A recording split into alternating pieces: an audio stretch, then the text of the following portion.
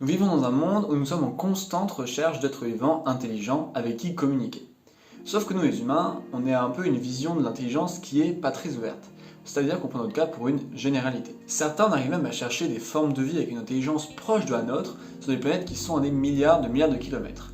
Mais moi, à mon goût, il serait quand même plus pragmatique de commencer à essayer de comprendre l'intelligence des organismes qui nous entourent pour essayer de communiquer avec eux avant d'en chercher ailleurs sur des planètes qui sont extrêmement loin. C'est vrai après tout, pourquoi les humains en seraient les seuls à être dotés d'une intelligence alors qu'on a évolué parmi des millions d'autres espèces sur Terre? En fait, une piste à cela, c'est peut-être que les humains, on teste l'intelligence des autres animaux et des tests qui sont inadaptés pour eux. Et donc à chaque fois ou presque, on déduit qu'ils ne sont pas intelligents. Et ben en fait, ça va être un peu le sujet de la vidéo d'aujourd'hui.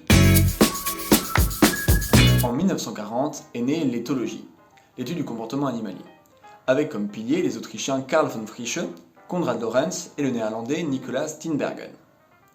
Un peu plus tard, en 1970, il va y avoir une question qui va persister en éthologie, à savoir, est-ce que les animaux ont-ils conscience d'eux-mêmes?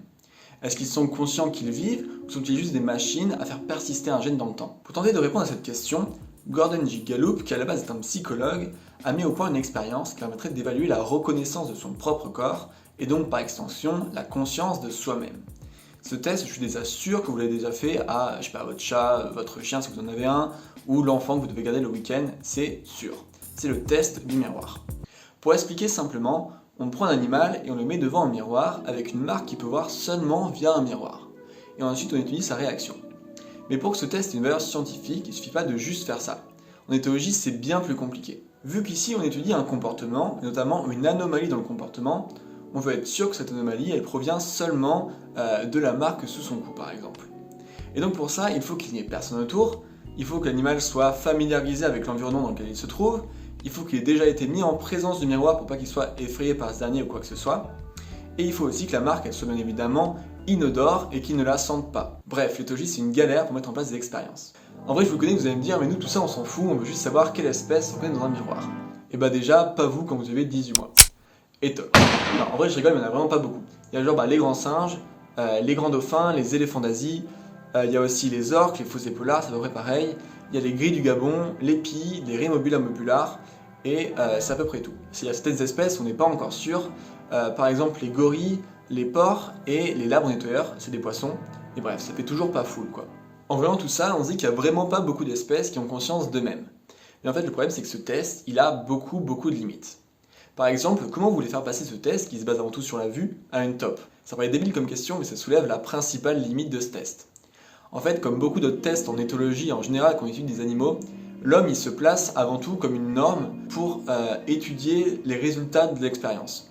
Mais du coup, pour plein d'espèces, ça va pas du tout correspondre et on va avoir des résultats qui vont être faussés ou du moins qui vont pas avoir grand sens. Et ça parce qu'en fait on a une démarche qui est anthropocentrée, c'est-à-dire qui est centrée sur nous-mêmes, mais qui n'est pas centrée sur l'espèce qu'on étudie. Et donc les résultats, ils vont pas avoir grand sens en se basant sur nous alors qu'on étudie un cochon par exemple. Ici, comme j'ai dit, on est sur un test qui se base principalement sur la vue. En fait, parce que dans notre société à nous, on a conscience des autres, on a conscience de nous-mêmes grâce à la vue. On sait quelqu'un qui est en face de nous parce qu'on le voit. Dans une pièce noire, on n'a pas conscience des gens qui nous entourent. Et donc, pour des espèces qui ne se basent pas sur la vue pour avoir conscience des autres individus, c'est extrêmement difficile. Et donc ce test, il est quasiment impossible à passer. Aussi, ce test il demande à que l'individu réagisse à la marque en essayant de la toucher ou de l'enlever, mais du coup, il y a d'autres limites qui sont atteintes. Comment on fait, par exemple, quand on est avec une espèce qui ne peut même pas se toucher la marque ou essayer de l'enlever? Par exemple, un poisson, c'est compliqué. Comment on fait qu'on est avec une espèce qui s'en fout de la marque parce que elle est souvent habituée à être tachée, etc. Par exemple, un éléphant qui se roule dans la boue, il va peut-être s'en foutre d'avoir une petite tache, quoi. Comment on fait aussi, par exemple, quand on est dans le cas du gorille, où un gorille ne se regarde jamais dans un miroir, enfin, il ne se regarde jamais dans les yeux, sinon c'est un conflit, et donc il n'ose même pas se regarder dans un miroir dans les yeux. Comment ça marche? Et en fait, c'est une limite qui est hyper importante et qu'il ne faut pas du tout négliger. Eh bien, quand on est face à ces limites, on essaie de chercher un test qui est adapté aux autres espèces. C'est donc ce qu'a fait une chercheuse américaine du nom de Alexandra Horowitz. Alexandra, elle travaille en tant qu'enseignante-chercheuse au département de psychologie animale du Barnard College à New York. En 2017, elle a publié un article nommé Smelling Themselves, Dogs Investigate Their Own Odor Longer When Modified in an Olfactory Mirror Test. Pour faire simple, elle a imaginé un test similaire au test de Gallup, le test du miroir, mais en se basant sur l'odorat, pour le faire passer à des chiens. Parce que les chiens, ce sont des animaux qui ont des comportements sociaux et qui sont dotés d'une intelligence, et qui ont comme sens principal l'odorat. Du coup, sa démarche a été de modifier légèrement l'odeur de l'urine d'un chien, de la faire sentir à ce chien et d'observer sa réaction. Les résultats qui en découlent, c'est qu'un chien il va faire la distinction entre sa propre odeur d'urine et l'odeur d'urine d'un autre chien, et qu'en présence d'une urine qui est la sienne mais qui a été légèrement modifiée, il reste beaucoup plus longtemps à la sentir, alors que le chien ne passe même pas le test normal du miroir.